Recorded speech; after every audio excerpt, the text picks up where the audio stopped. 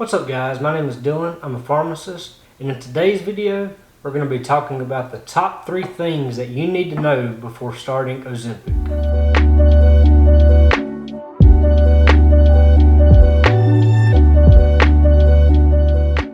Ozempic is the brand name of the drug semaglutide.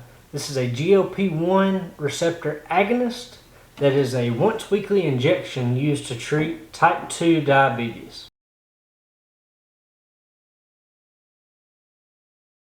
The first thing we're going to talk about is some of the common side effects seen when starting Ozempic.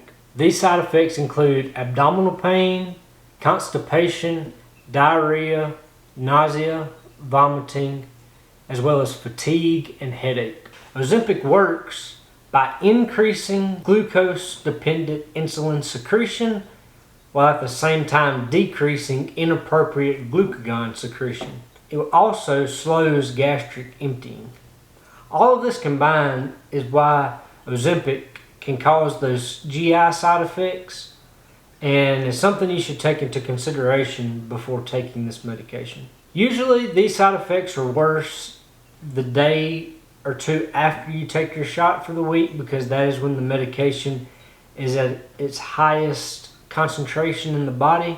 But if these side effects begin to cause problems and outweigh the benefit that you're seeing from the medication, I would definitely let the doctor know and see if maybe they need to go back down your dose or change it to something else. Second thing we're going to talk about with Ozempic is the storage and administration of the medication.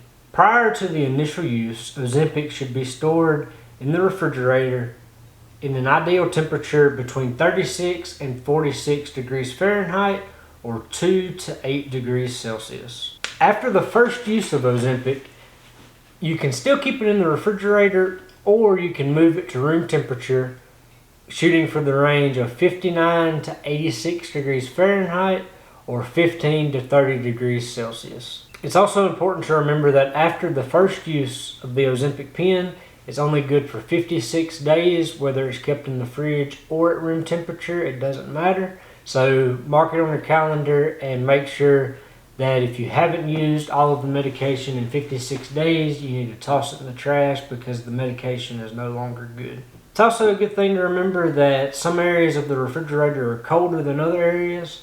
So if you have a shelf or a drawer in your fridge that you notice things freeze when you put it there, I wouldn't put the Ozempic pen there because Ozempic is not good once it freezes and you would have to discard the pen. So for administration, this is a once weekly injection that is given in the abdomen, thigh, or upper arm into the fatty tissue. The injection is given once a week on the same day each week. Doesn't have to be the exact same time on that day, but I would keep it to around the same time, so either in the morning or the evening. Just try to be consistent with that. So when you get your pen and you're ready to give your dose, the pens that Ozempic come in usually start with a lower dose, and over the course of months you'll increase to a higher dose if needed.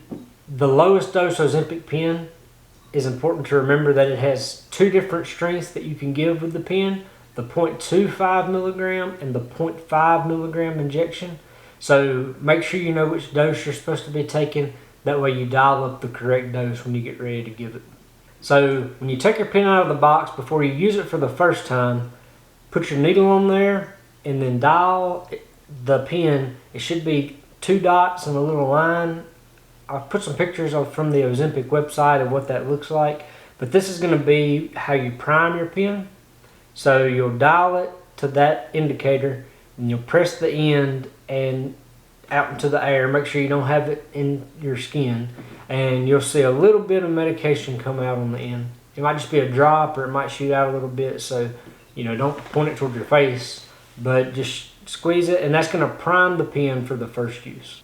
After that initial priming, you'll dial the pen to whatever dose you need for the medication. After you clean the area that you're going to be giving the injection, you'll insert the needle into the skin at a 90-degree angle and then depress the end of the pen. You might hear some clicking. That's completely normal, but you're going to keep pressing on the end of the pen until you see the dose meter indicates 0.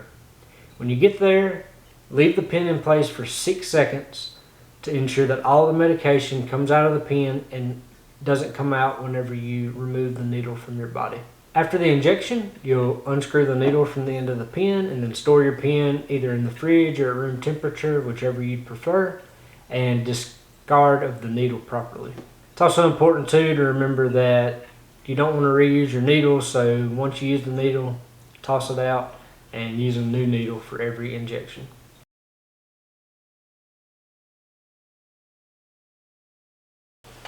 The third thing we're going to talk about with Ozempic is probably one of the more common questions with the medication and worries that people have, and that is cost.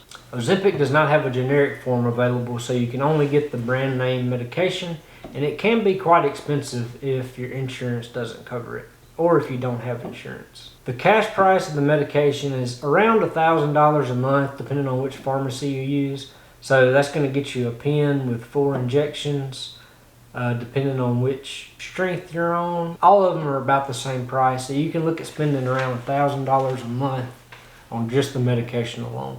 Insurances do cover Ozempic. It just depends on which insurance you have and what you're treating with the medication. So if you have type 2 diabetes, a lot of medications will cover Ozempic that I've seen, but some of them will require a prior authorization. What a prior authorization is, basically your insurance requires your doctor to fill out a form, and then they send it off to the insurance where the doctor says why you need this medication and what they're treating, and then the insurance approves it from there if they decide to, and your medication will then be covered. I have seen where insurances only will pay for Ozempic if you have type 2 diabetes. So if you're taking Ozempic for weight loss, some insurances may cover it, but I haven't seen very many, so it might be something you need to discuss with your doctor to see if there's any alternative treatment for you, or talk with your insurance to see if there's anything that you can do to get it covered and to decrease how much it's going to cost you every month. There is an Ozempic saving card available on the Ozempic website, so you can go to Ozempic's website and get a manufacturer coupon.